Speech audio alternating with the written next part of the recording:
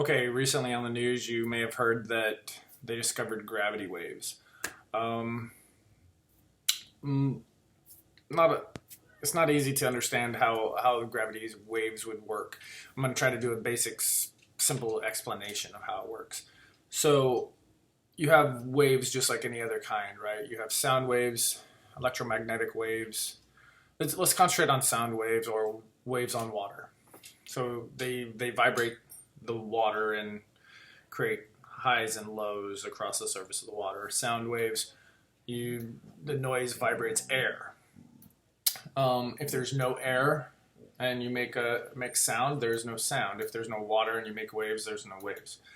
Well, what they're claiming is that the waves that come from gravity, okay, travel just like water waves, sound waves, but they don't vibrate water or air. They vibrate actual space-time, so the actual fabric of what makes this universe exist.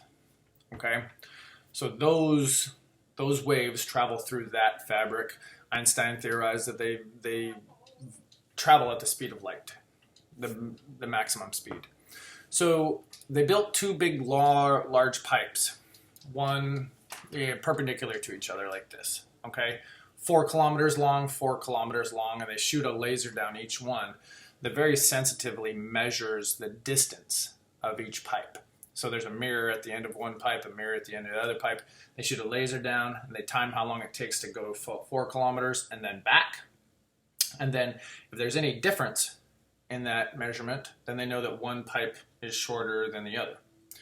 So what they did is they built this contraption up in Washington State, and they're there's lots of sensitivities. We're standing on a planet where you have all sorts of things around us that are producing large amounts of gravity that could cause fluctuations in this change.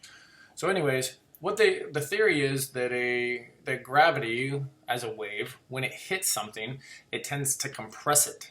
Not for itself, like the pipe doesn't literally shrink, but in comparison to something that are relative to something that isn't compressed, it is shorter. So it's still 4 kilometers long if you were to measure it during the wave passing by. But if you were relative to it, i.e. the other pipe, it would be shorter.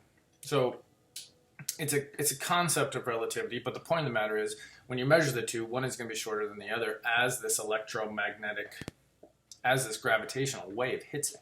So anyway, they timed it all out. They knew that these two black holes were going to hit each other.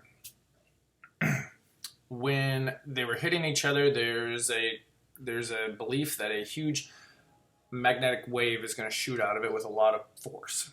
A strong gravitational wave is going to come out of the middle of these two black holes hitting each other and combining. So they timed it all out. They were paying attention to their test equipment in Washington State. They were looking for these two pipes to change length. And the second that they saw the light from the black holes combining, they also knew that the gravitational waves would be hitting because the light would travel at the same speed as the gravitational waves. So as it was hitting our planet, they looked for a blip on their sensors to know that the gravitational waves had hit their test equipment, and it worked.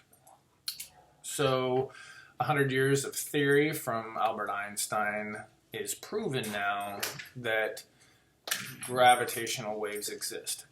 They don't know much about the waves or if they're half particle, half wave, like electromagnetic fields or anything like that, but we do know that they shoot across the universe just like light does. The end.